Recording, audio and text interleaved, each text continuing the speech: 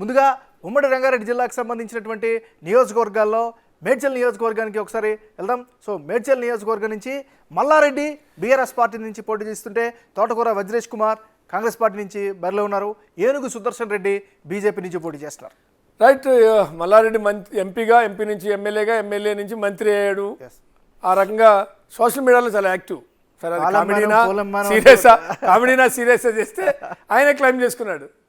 కాబట్టి ఆ రకమైనటువంటి కొంత కామెడీ సీరియస్నెస్ తక్కువ, కామెడీ ఎక్కువ అనేటువంటిది రెండు కొంత ఎలిగేషన్స్ చాలా భూముల విషయంలో, వాటి విషయంలో, కాలేజీల విషయంలో ఇక చాలా ఎలిగేషన్స్ ఉన్నాయి. అది కొంత ఆయనకి డ్యామేజ్ చేస్తే ప్రభుత్వ వ్యతిరేకత అనేటువంటిది రెండో అంశం. సరే, ఈయన కూడా వజ్రేష్ కుమార్ యాదవ్ బీసీ సామాజిక వర్గం కావడం, ఇంతకుముందు టీడీపీలో తర్వాత కాంగ్రెస్లోకి వచ్చాడు, టికెట్ ఆశించాడు, రెండు సార్లు ఒకసారి ఓడిపోయాడు. ఆ సానుభూతి ఉంది అనేటువంటిది ఒకటి కాంగ్రెస్కి కొంత ఉన్నటువంటిది.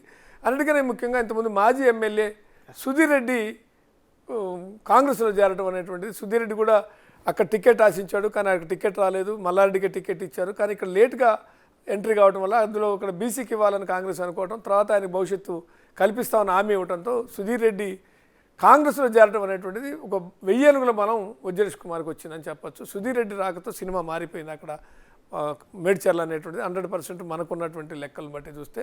కాబట్టి సుదర్శన్ రెడ్డికి పాపులారిటీ పరంగా కానీ లేకుంటే బీజేపీకి ఉన్న పార్టీ పరంగా కానీ ఉంది. కాబట్టి ఆ మేరకు ఆయన వ్యతిరేకత, ప్రభుత్వ వ్యతిరేకత, మల్లారెడ్డికి ఉన్న వ్యతిరేకత, ఇటీవల కాలంలో 2-3 డబ్బులు మంచుతూ దొరకటం ఇదంతా గోలగోలగా ఉంది. ఇప్పుడు అంతా మేడ్చర్ల రాత్రి కూడా పోలీస్ ఆఫీసర్ ఎవరో దొరికారన్నారు, ఎవరో కాలేజీ ఉద్యోగస్తులు డబ్బులు పంచుతూ దొరికారన్నారు. ఇట్లాంటివన్నీ కూడా ఆయనకి రోజుకి మైనస్ ఈయన కొంత అడ్వాంటేజ్ కనపడుతుందని అనిపిస్తుంది. చూడాలి.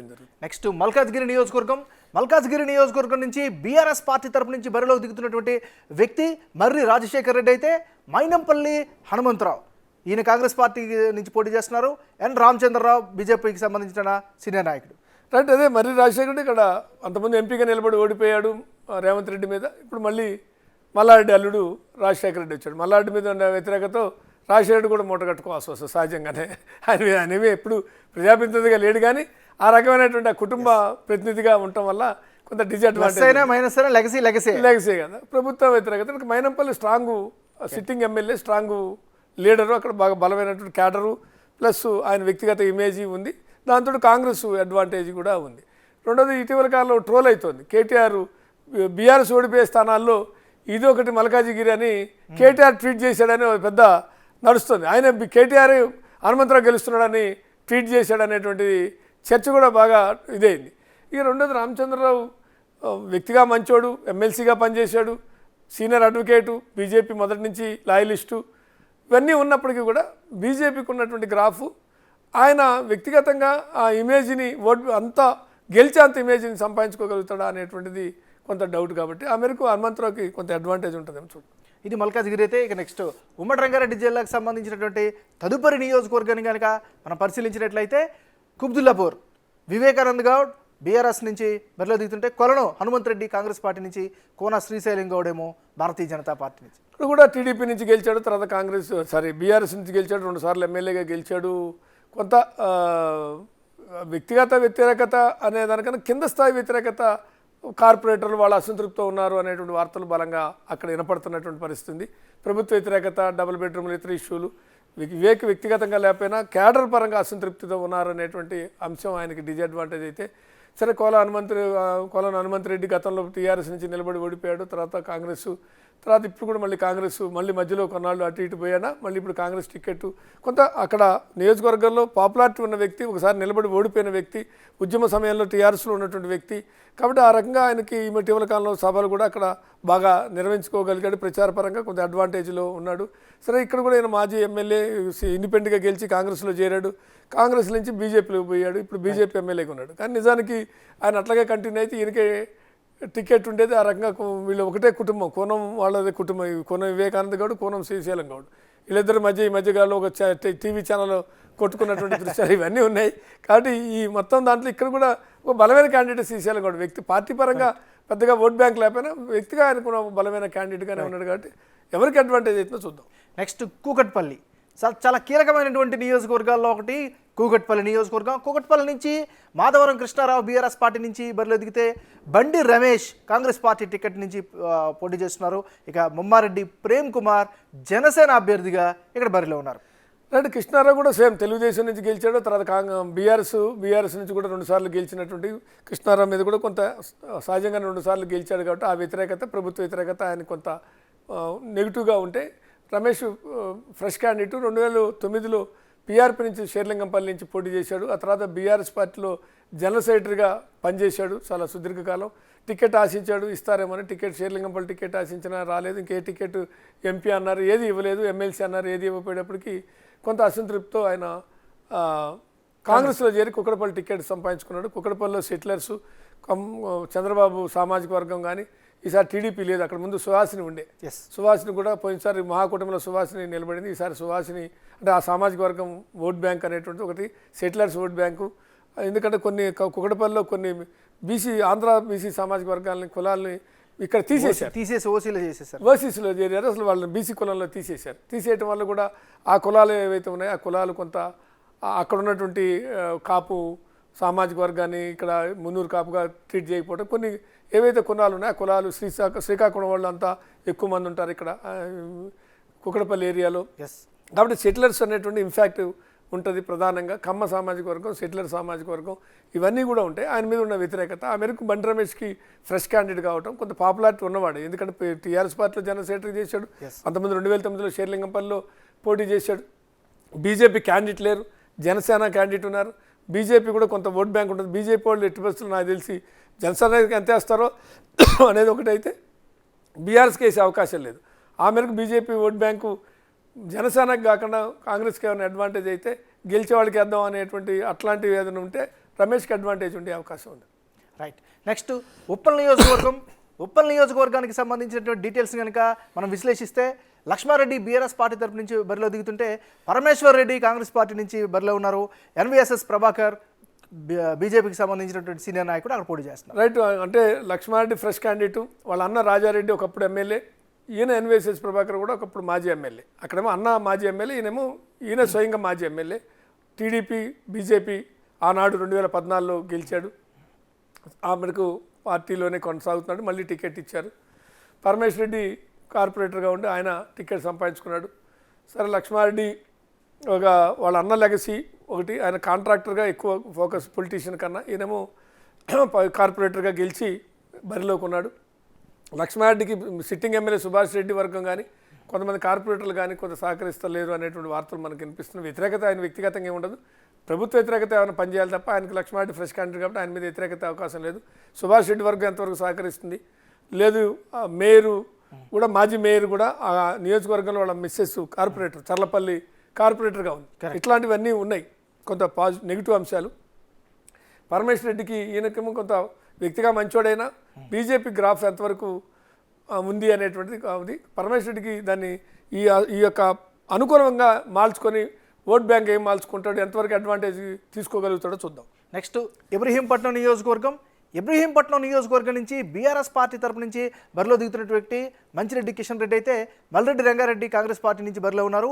నోముల దయానంద్ గౌడ్ బీజేపీ టికెట్ దక్కించుకుని పోటీ చేస్తున్నారు. రైట్. కిషన్ రెడ్డి కూడా 2 సార్లు సేమ్ ఇందాక నేను చెప్పిన కొంతమంది టీడీపీ, ఆ తర్వాత బీఆర్ఎస్ నుంచి 2 సార్లు ఎమ్మెల్యేగా, సిట్టింగ్ ఎమ్మెల్యేగా ఉంటాం. కొన్ని ఆరోపణలు, ల్యాండ్ ఇష్యూస్, కొన్ని కంప్లైంట్స్ ఇవన్నీ కూడా ఆయన మీద ఉంటాం. ప్రభుత్వ వ్యతిరేకత, ఆయన మీద ఉండే వ్యతిరేకత ఉంటే ఈయన సానుభూతి ఉంది. పోయినసారి గెలిచాడు అని ప్రకటించిన తర్వాత ఈయన ర్యాలీలు తీసుకునే టైంలో మళ్ళీ ఏదో రీకౌంటింగ్లో పోయాడని 300-400 ఓట్లతోనే అక్కడ ర్యాలీనే తీస్తున్నాడు. పాపం జులుస్ తీసుకున్నాడు, విజయోత్సవ ర్యాలీ తీసుకున్న క్రమంలో లేదు మళ్ళీ ఓడిపోయాడని రావటం, ఆ రకంగా ఆయన అప్పటి నుంచి అక్కడ ప్రజల్లోనే ఉండటం, ఆ సానుభూతి ఒకటి కొంత అడ్వాంటేజ్గా ఉంది. కాబట్టి అది కొంత మల్రెడ్డి రంగారెడ్డికి అడ్వాంటేజ్గా అవుతుందా అనేటువంటిది ఒక చర్చ. చూద్దాం ఏం జరుగుతుంది. నెక్స్ట్ ఎల్బీ నగర్ నియోజకవర్గం. సో ఉమ్మడి రంగారెడ్డి, అదేవిధంగా హైదరాబాద్లో మరొక పాపులర్ అయినటువంటి నియోజకవర్గం ఎల్బీ నగర్ నుంచి సుధీర్ రెడ్డి బీఆర్ఎస్ పార్టీ తరపు నుంచి బరిలో దిగుతుంటే మధుయాష్కి గౌడ్ కాంగ్రెస్ పార్టీ తరపు నుంచి బరిలో ఉన్నారు. సామా రంగారెడ్డి బీజేపీ టికెట్ దక్కించుకుని పోటీ చేస్తున్నారు. రైట్. సుధీర్ రెడ్డి పార్టీ మారటం అనేటువంటిది ఒక పెద్ద డిసడ్వాంటేజ్ ఆయనకు. ఎందుకంటే ఆయన మూసి ప్రక్షాళన దానికి ఏదో చైర్మన్గా ఉన్నాడు. అంతకుముందు కాంగ్రెస్ రాజశేఖర రెడ్డి గవర్నమెంట్లో హైదరాబాద్ డెవలప్మెంట్ హెచ్ఎండిఏకి చైర్మన్గా ఇవన్నీ పనిచేశాడు. కానీ పార్టీ మారటం ఆయనకి పెద్ద మేజర్గా అక్కడున్న ప్రజలకు ఉన్నటువంటి అసంతృప్తి. ఆ తర్వాత రేవంత్ రెడ్డి ఎంపీగా నిలబడే నాటికి ఆయన పార్టీ మారాడు.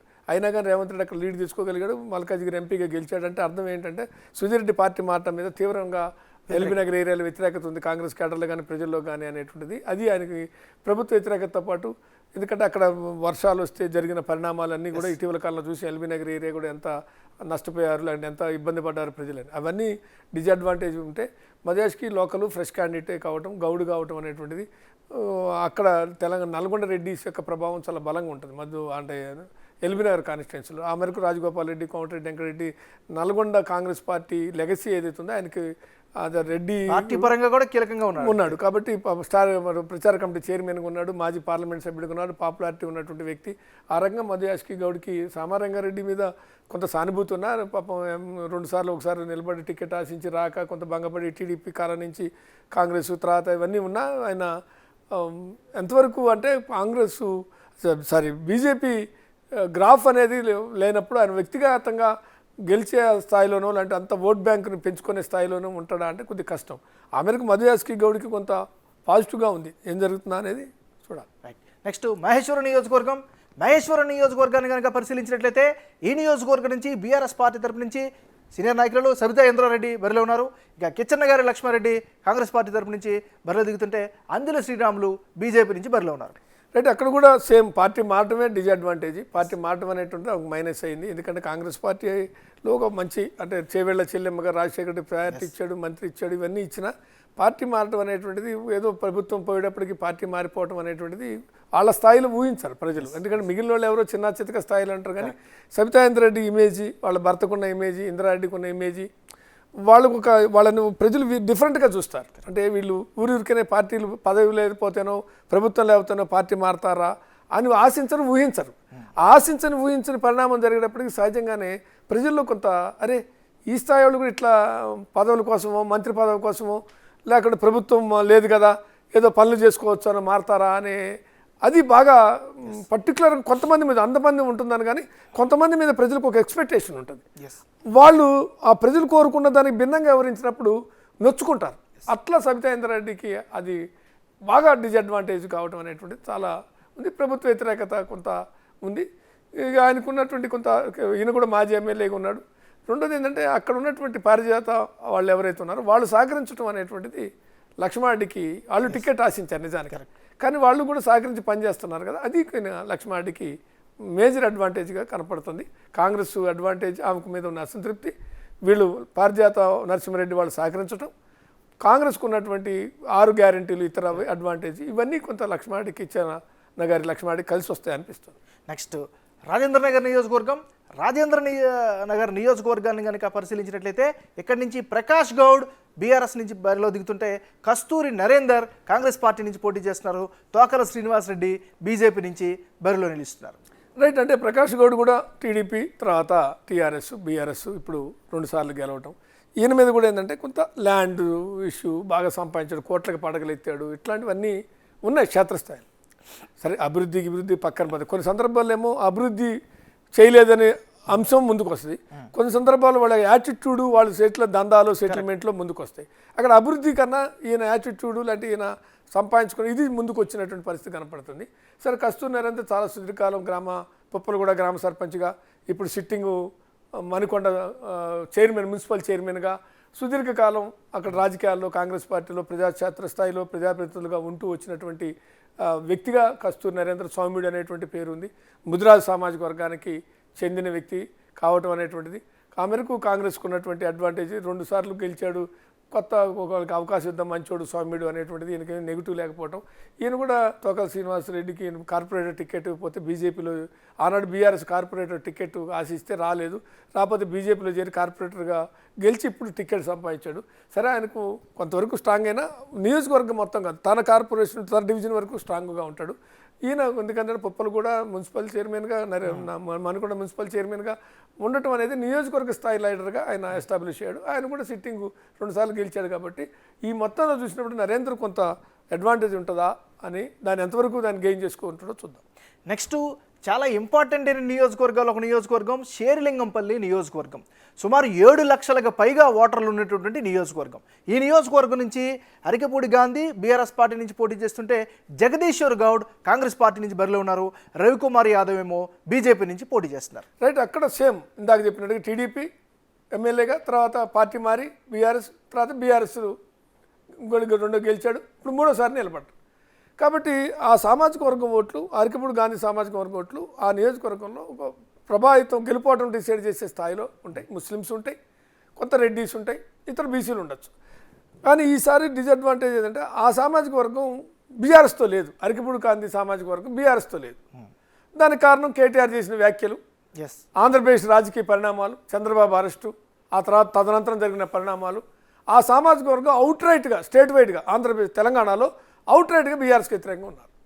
దానికి అగ్గికి ఆజ్యం పోసినట్టుగా, అంటే జగన్కి కేసీఆర్కి ఉన్న సంబంధాలు, చంద్రబాబును ఓడించడంలో కేసీఆర్ అనుసరించిన పాత్ర, 2018 అసెంబ్లీ ఎన్నికల్లో జగన్కి అన్ని రకాలుగా ఆర్థిక వనరులు సమకూర్చి పెట్టడం, చంద్రబాబు రిటర్న్ గిఫ్ట్ ఇస్తానని బహిరంగంగానే అంటాం, జగన్ గెలుస్తున్నాడని ఆయనే ప్రచారం చేయడం, ఇక్కడి నుంచే అక్కడ గెలుస్తున్నాడని ఇక్కడ బహిరంగ సభలు, అప్పుడు పార్లమెంట్ ఎన్నికలు, మనకు అసెంబ్లీ ఎన్నికలు అయిపోయినాయి, మన పార్లమెంట్ ఎన్నికలు అక్కడ అసెంబ్లీ పార్లమెంట్ కలిపి వచ్చినాయి. కాబట్టి ఇక్కడ పార్లమెంట్ ఎన్నికల్లో ఆంధ్రప్రదేశ్ రాజకీయాల గురించి వికారాబాద్ సభలో మాట్లాడటం, రిటర్న్ గిఫ్ట్ ఇస్తానని చెప్పడం, కొంత ఆర్థిక వనరులు సమకూర్చడం, ఇవన్నీ మైండ్లో ఉన్నాయి. దానికి తోడు చంద్రబాబు మీద జగన్ కేసులు పెట్టి జైలుకి పంపితే ఇక్కడ కేటీఆర్ ఉండి మీ లొల్లి మాకెందుకు, మీ పంచాయతీ ఏదో అక్కడ చూసుకోండి అని చెప్పడం, వీటన్నిటి రీత్యా వాళ్ళు దూరం అయ్యారు. అది ఆయనకు మేజర్గా 2 సార్లు ఎమ్మెల్యేగా ఉండి యాంటీ ఇన్కంబెన్సీ తోడుగా సామాజిక వర్గం ఓట్లు దూరం కావటం అనేటువంటిది ఒకటి. ఈయన ఇద్దరు భార్యాభర్తలు ఇద్దరు కార్పొరేటర్లు కావటం, సౌమ్యుడు చదువుకున్నవాడు, లోకలు, అక్కడే వాళ్ళ లెగసీ ఉంది. మల్లికార్జున్ అని పాత కాంగ్రెస్ నాయకుడు, వాళ్ళ కుటుంబం నేపథ్యం ఉన్నటువంటి వ్యక్తి. కాబట్టి అన్ని రకాలుగా కొంత జగదీష్ గౌడ్కి, సరే వీళ్ళేమో భిక్షపతి యాదవ్ కొడుకు రవికుమార్ యాదవ్, కొంత వాళ్ళ నాన్న ఎమ్మెల్యేగా రాజశేఖర ముఖ్యమంత్రిగా ఉన్నప్పుడు, వాళ్ళ నాన్న ఎమ్మెల్యేగా ఉన్నప్పుడు కొంత దుందుడుకు వ్యవహరించారనే చరిత్ర అది అప్పుడే ఉండేది. ఈయనొకడు నందీశ్వర్ గౌడు పటాన్చెరు ఎమ్మెల్యే నందీశ్వర్ గౌడ్ కొడుకు ఒకడు, ఈయనొకడు ఎవరు చనిపోయినటువంటి మంత్రి ముఖేష్ కొడుకు ఒకడు, వీళ్ళందరూ బ్యాచ్. ఆ రోజుల్లో రాజశేఖర ముఖ్యమంత్రిగా ఉన్నప్పుడు ముఖేష్ కొడుకు ముఖేష్ మంత్రి, ముఖేష్ కొడుకు ఒక రకంగా, ఈయన ఎమ్మెల్యే, నందీశ్వర్ గౌడ్ ఎమ్మెల్యే, వీళ్ళ నాన్న ఎమ్మెల్యే, వీళ్ళందరూ కొంత వీళ్ళ మీద ఒక ఉంది. అది చరిత్రలో మర్చిపోయారా, ఉందా, నియోజకవర్గంలో ఏముంది అనేటువంటిది, అట్లాంటి కొన్ని డిసడ్వాంటేజ్లు ఉన్నాయి. గౌడ్కి ఏంటంటే జగదీష్ గౌడ్కి ఫెయిర్ క్యాండిడేట్ అనేటువంటిది, చదువుకున్నవాడు అనేటువంటిది, సౌమ్యుడు అనేటువంటిది, 2 డివిజన్ల మీద గ్రిప్ ఉన్నటువంటి వ్యక్తి. ఆ సామాజిక వర్గం చంద్రబాబు సామాజిక వర్గం అవుట్ రైట్గా సహకరించడం, ఇవన్నీ అడ్వాంటేజ్గా కనపడుతుంది. నెక్స్ట్ చేవెళ్ళ నియోజకవర్గం చూద్దాం. చేవెళ్ళ నియోజకవర్గాన్ని కనుక పరిశీలించినట్లయితే ఈ నియోజకవర్గం నుంచి ఈసారి బీఆర్ఎస్ పార్టీ తరపు నుంచి కాళ యాదయ్య బరిలో ఉన్నారు. పమేల భీమ్ భరత్ కాంగ్రెస్ పార్టీ నుంచి పోటీ చేస్తుంటే కేఎస్ రత్నం బీజేపీ నుంచి బరిలో నిలుస్తున్నారు. రైట్, యాదయ్య మీద వ్యక్తిగత వ్యతిరేకత కన్నా ఇక్కడ సేమ్ కేసీఆర్ లాగా కుటుంబ పాలన అన్నట్టుగా అక్కడ కొడుకు అల్లుడు చాలామంది జెడ్పీటీసీలు ఎవరెవరు ఉన్నారు, చాలామంది 4-5 ఎంపీపీలుగా జెడ్పీటీసీలుగా చేసుకున్నాడు అనేటువంటిది ఉంది. 2 టర్ములు ఆయన కాంగ్రెస్లో గెలిచి బీఆర్ఎస్లో పోయాడు, అది కూడా కొంత వ్యతిరేకత ఉంది. రెండోది ఇతను ఫ్రెష్ క్యాండిడేట్, కొంత లెఫ్ట్ ఉద్యమాలు ఆ బ్యాక్గ్రౌండ్ నుంచి వచ్చాడు అనేది ఉంటుంది. ఆయన కొంత స్పీడు జనంలో ఉంటాడు, జనం కలిసి పనిచేస్తాడు. ఈయన మాజీ ఎమ్మెల్యే, ఈయన చివరి మూమెంట్లో టికెట్ రాక బీజేపీలో చేరి టికెట్ తెచ్చుకున్నాడు. కానీ వ్యక్తిగా మంచోడైనా బీజేపీకి ఉన్న ఓట్ బ్యాంక్ తక్కువ కాబట్టి అది కొంత ఆ మేరకు భీమ్ భారత్ ఎంతవరకు గెయిన్ చేసుకొని ముందుకు పోతాడో చూద్దాం. నెక్స్ట్ పరిగి కాన్స్టిట్యున్సీ నుంచి బీఆర్ఎస్ పార్టీకి సంబంధించినటువంటి ఈసారి అభ్యర్థి మహేశ్వర్ రెడ్డి, రామ్మోహన్ రెడ్డి కాంగ్రెస్ పార్టీ నుంచి బరిలో దిగితే బూనేటి మారుతి కిరణ్ బీజేపీ నుంచి పోటీలో ఉన్నారు. రైట్, మహేష్ రెడ్డి కూడా యాంటీ ఇన్కంబెన్సీ, ప్రభుత్వ వ్యతిరేకతతో పాటు ఆయన స్థానిక వ్యతిరేకత కూడా బలంగా ఉందని వార్తలు వస్తున్నాయి. ఈ రామ్మోహన్ రెడ్డి అంతకుముందు మాజీ ఎమ్మెల్యే, కొంత విద్యా సంస్థలు ఉన్నాయి, కొంత సౌమ్యుడు అనేటువంటి పేరు ఉంది. ఆ మేరకు వ్యక్తిగత ఇమేజ్తో పాటు కాంగ్రెస్ పార్టీకి ఉన్న ఇమేజ్తో కొంత అడ్వాంటేజ్ కనపడుతుంది. ఏం జరుగుతుందని చూద్దాం. నెక్స్ట్ సో ఉమ్మడి రంగారెడ్డి అదేవిధంగా హైదరాబాద్కి సంబంధించినటువంటి విశ్లేషణ అయితే కొనసాగుతుంది. సో ఇప్పుడు వికారాబాద్ ఎస్సీ కాన్స్టిట్యున్సీది మెతుకు ఆనంద్ ఏమో బీఆర్ఎస్ పార్టీ నుంచి పోటీ చేస్తుంటే గడ్డం ప్రసాద్ కుమార్ ఏమో కాంగ్రెస్ పార్టీ నుంచి బరిలో ఉన్నారు. నవీన్ కుమార్ ఏమో బీజేపీ నుంచి పోటీ చేస్తున్నారు. రైట్, మెతుకు ఆనంద్ కూడా 2 టర్మ్స్ అనేటువంటిది ఆయనకి బాగా వ్యతిరేకతను తెచ్చిపెట్టింది. క్షేత్రస్థాయిలో ఉన్నటువంటి బీఆర్ఎస్ కార్యకర్తలు కూడా చాలామంది ఆయన మీద వ్యతిరేకతతో ఉన్నారు. ప్రజల్లో వ్యతిరేకత కాదు, విత్ ఇన్ ద పార్టీలో వ్యతిరేకత కూడా ఆయనకి నష్టం తీసుకొస్తుంది. ప్రభుత్వ వ్యతిరేకత అదనం. కాబట్టి ఇవన్నీ వెరిసి ఆయనకు కొంత నష్టం తెస్తే కరణం ప్రసాద్ మాజీ ఎమ్మెల్యేగా మంత్రిగా పనిచేశాడు, కొంత సానుభూతి ఉంది, 2 సార్లు ఓడిపోయాడు అనే సానుభూతి ఉంది. వికారాబాద్ చంద్రశేఖర్ ఇప్పుడు ఇక్కడ పోటీ ఉండే ఆయన కాంగ్రెస్లో చేరి జైరాబాద్ పోయాడు. ఆయన వర్గం కూడా ఈయనకు సహకరించడం కూడా ఈయనకి అడ్వాంటేజ్ అయింది. కాంగ్రెస్కు ఉన్నటువంటి అడ్వాంటేజ్, కాంగ్రెస్ 6 గ్యారెంటీలు, పాపులారిటీ, దాంతోపాటు ప్రసాద్కున్న వ్యక్తిగత ఇమేజ్, సానుభూతి ఈయనకి అడ్వాంటేజ్ అవుతుంది. నవీన్ కుమార్ కొత్త ఫ్రెష్ కావటం అనేది, కొత్త పాపులారిటీ తక్కువ ఉంటే బీజేపీకి ఉన్న గ్రాఫ్ కూడా తక్కువ కావటం వల్ల అక్కడ ఆయన పెద్దగా కాదు. కానీ ప్రసాద్ కుమార్ ఆయన వ్యతిరేకతను ఎంత క్యాష్ చేసుకుంటాడా చూడాలి. నెక్స్ట్ తాండూరు నియోజకవర్గంకి వెళ్దాం. తాండూరు నియోజకవర్గం నుంచి ఈసారి బీఆర్ఎస్ పార్టీ అభ్యర్థిగా రోహిత్ రెడ్డి ఉన్నారు. మనోహర్ రెడ్డి కాంగ్రెస్ పార్టీ నుంచి పోటీ చేస్తుంటే జనసేన పార్టీ నుంచి శంకర్ గౌడ్ ఉన్నారు. సో ఈ నియోజకవర్గంలో రోహిత్ రెడ్డి కూడా చాలా హాట్ టాపిక్ అయినటువంటి క్యాండిడేట్. రైట్, అంటే ఆయన కూడా కాంగ్రెస్ పార్టీలో గెలిచి పార్టీ మారటం అనేది ఫస్ట్ ఆఫ్ ఆల్ ఆయనకి. 2 పట్నం మహేందర్ రెడ్డికి ఆయనకు ఉన్నటువంటి వైరుధ్యం అనేటువంటి, ఇవాళ పట్నం మహేందర్ రెడ్డి సహకరిస్తున్నాడు అని బయటికి చెప్పినా చాలా వరకు మనకున్న సోర్సెస్ పట్నం మహేందర్ రెడ్డి వాళ్ళ మిస్సెస్ జెడ్పీ చైర్మన్గా ఉంది కాబట్టి వాళ్ళు అంతా ఆర్ట్ఫుల్గా సహకరించట్లేదు. అది ఆయన పెద్ద మైనస్. పార్టీ మారటం, 2 పట్నం వర్గానికి ఈయనకున్న వైరుధ్యం, ఆయన క్యాండిడేట్గా ఒప్పుకోనంటే ఒప్పుకోనన్నాడు పట్నం మహేందర్ రెడ్డి. ఇక 2 ఇటీవల కాలంలో పెద్ద వివాదం, ఆయన బీజేపీ వాళ్ళు ట్రాప్లో పడ్డాడా, మరి ఈయన పట్టించాడా, వాళ్ళు నిజంగానే పోవాలనుకున్నాడా, ఏదో జరిగింది ఆ లొల్లి, దాంతో ఆయనకు పెద్ద గన్మెన్లు ఇవ్వటం, ఇదంతా ఒక పెద్ద. తర్వాత డ్రగ్ కేసులు, ఆరోపణలు, ఇవన్నీ చాలా ఉన్నాయి. బెంగళూరు డ్రగ్ కేసు అని ఇవన్నీ ఉన్నాయి. అవి ఆ వ్యతిరేకత ఒకటి మూట కట్టుకుని ఉంటే ప్రభుత్వ వ్యతిరేకత అనేటువంటిది 2 అంశం. ఇక ఈయన డీసీసీబీ చైర్మన్గా ఉన్నాడు, ఫ్రెషర్గా ఉన్నాడు, కొంత డైనమిక్గా ఉన్నాడు అనేటువంటిది, అన్ని రకాలుగా కూడా పాపులారిటీ ఉన్నటువంటి వ్యక్తిగా ఉన్నాడు. కాంగ్రెస్ పార్టీ కొన్న ఇమేజ్, ఆయనకున్న ఇమేజ్ని ఎంతవరకు దాన్ని వాడుకొని అడ్వాంటేజ్గా మార్చుకుంటాడో చూడాలి. నెక్స్ట్ ముషీరాబాద్ నియోజకవర్గానికి వెళ్దాం. ముషీరాబాద్ నియోజకవర్గానికి సంబంధించి 3 ఆఫ్ తెలంగాణ 2లో బీఆర్ఎస్ నుంచి ముఠా గోపాల్ పోటీ చేస్తుంటే కాంగ్రెస్ పార్టీ నుంచి సీనియర్ నాయకుడు అంజన్ కుమార్ యాదవ్ బరిలో ఉన్నారు. ఇక పూసరాజు బీజేపీ నుంచి తనను తాను పరీక్షించుకునే పరిస్థితులు ఉన్నారు. సేమ్ ఇక్కడ కూడా ఒక ముఠా గోపాలు సిట్టింగ్ ఎమ్మెల్యేగా ఉన్నాడు. ఆరోగ్యం బాగాలేదు, కొడుకు ఇమ్మన్నా కాదని పార్టీ వాళ్ళు బీఆర్ఎస్ కేసీఆర్ ఆయనకే ఇచ్చారు. సరే, ఆయన కూడా ఒక బీసీ సామాజిక వర్గానికి చెందినవాడు, ఈయన బీసీ సామాజిక వర్గం, అందరూ బీసీలు. ఆయన అంజన్ కుమార్ ఎంపీగా తెలంగాణ ఉద్యమ సమయంలో 9లో ఎంపీగా ఉండి తెలంగాణ కోసం కొట్లాడిన ఫైర్ బ్రాండ్ లాగా ఉన్న వాళ్ళల్లో ఈయన ఒకడుగా ఉండేవాడు. ఆ రోజుల్లో తెలంగాణ గురించి అవుట్ రైట్గా మాట్లాడినటువంటి ఎంపీగా ఉన్నాడు. కొంత పాపులారిటీ ఉంది ఆయనకి. పోయినసారి కొడుకు ఇచ్చారు కానీ కొడుకు సరిపోలేదు, ఆ స్టేచర్ సరిపోలేదని ఈసారి మళ్ళీ మార్చి అంజన్ కుమార్కి ఇవ్వటం. ఆయన మీద వ్యతిరేకత, ప్రభుత్వం మీద వ్యతిరేకత, ముఠా గోపాల్ మీద వ్యతిరేకత, ఈయన మీద కొంత మంచోడు అనేటువంటి గుర్తింపు. సరే, కొడుకును కాదని ఈయనకి ఇవ్వటం వల్ల కొంత అడ్వాంటేజ్, కాంగ్రెస్ కొన్ని అడ్వాంటేజ్, ఇవన్నీ అంజన్ కుమార్ కలిసి వస్తాయని అనుకుంటున్నాం. చూద్దాం ఏం జరుగుతుందని. నెక్స్ట్ మరో నియోజకవర్గం అంబర్పేట. అంబర్పేటకి సంబంధించినటువంటి నియోజకవర్గానికి విశ్లేషణలోకి వెళ్తే కాలేరు వెంకటేష్ బీఆర్ఎస్ నుంచి పోటీ చేస్తుంటే రోహిన్ రెడ్డి కాంగ్రెస్ పార్టీ నుంచి బరిలో ఉన్నారు. కృష్ణ యాదవ్ బీజేపీ నుంచి పోటీలో నిలిచారు. రైట్, కాలేరు వెంకటేశం కూడా పరిస్థితి ఏంటి అని అంటే కార్పొరేటర్లే చాలామందితో అసంతృప్తితో ఉన్నారు. పైకేదో చేస్తున్నారు, ప్రచారం చేస్తున్నారు, కానీ అది ఆర్ట్ఫుల్గా జరగట్లేదు అనేటువంటిది మనకు ఉన్నటువంటి సమాచారం. ఆయన ఉన్న వ్యక్తిగత యాటిట్యూడ్ వల్ల కార్పొరేటర్లు అందరూ కూడా చాలా ఆగ్రహంగా ఉన్నారు అనేటువంటిది ఒక అంశం. ప్రభుత్వ వ్యతిరేకత 2వ అంశం. ఇక రోహిన్ రెడ్డి హైదరాబాద్ ఆశించి అక్కడికి వెళ్ళాడు. సరే, అక్కడ ఉన్నటువంటి కాంగ్రెస్ టికెట్ ఆశించిన వాళ్ళు కూడా కొంత హనుమంతరావు లాంటి వాళ్ళ బ్లెస్సింగ్స్ ఇవన్నీ కూడా ఆయన కొంత దూసుకుపోగలుగుతున్నాడు అనేటువంటిది.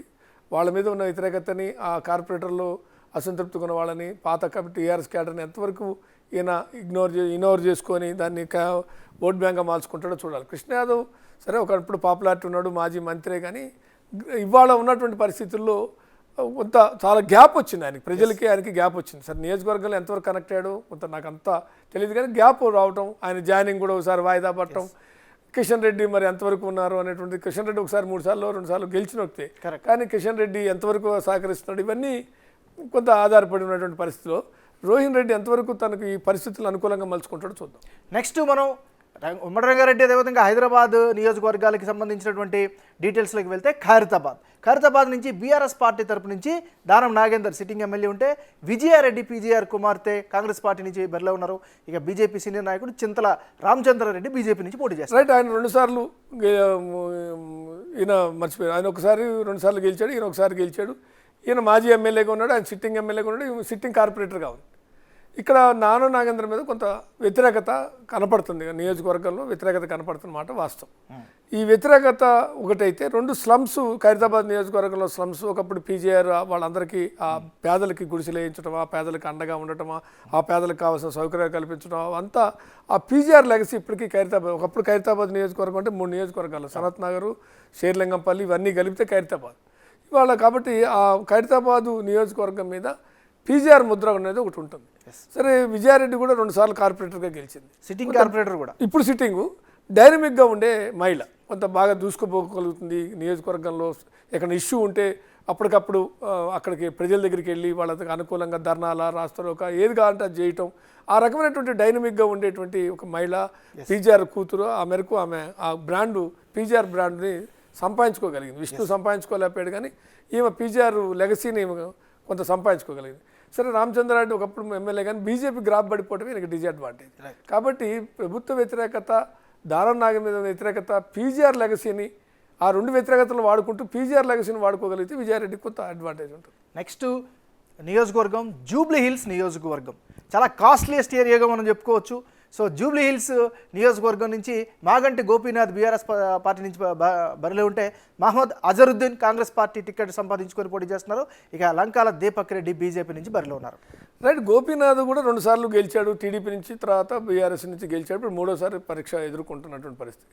ఆయన యాటిట్యూడే చాలామందికి నచ్చదు. బీఆర్ఎస్లో చాలామంది ఆయన బాధితులు ఉంటారు, బీఆర్ఎస్లో ఉంటారు, ప్రజలు కాదు బాధితులు, సొంత పార్టీ వాళ్ళే బాధితులు ఉంటారు.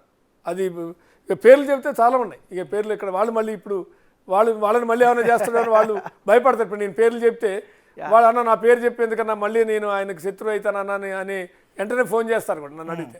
అట్లా సిట్టింగ్ కార్పొరేటర్లు, మాజీ కార్పొరేటర్లు, ఈవెన్ ఒక పేరైతే చెప్పచ్చు, శ్రీధర్ రెడ్డి ఇప్పుడు ఉప్పల్ నియోజకవర్గం ఇన్ఛార్జిగా పనిచేస్తున్నాడు.